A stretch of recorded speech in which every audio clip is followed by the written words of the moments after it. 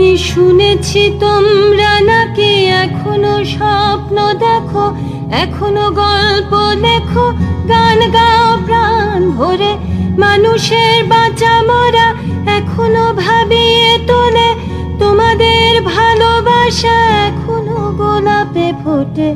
আস্থা হারানো এই মন নিয়ে আমি আজ তোমাদের কাছে এসে দুহাত পেতেছি। আমি দু চোখের গহ্বরে শূন্যতা দেখি শুধু, রাত ঘুমে আমি কোনো স্বপ্ন দেখি না, তাই স্বপ্ন দেখব বলে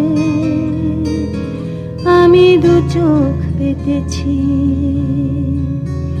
তাই তোমাদের কাছে এসে আমি দুহাত পেতেছি।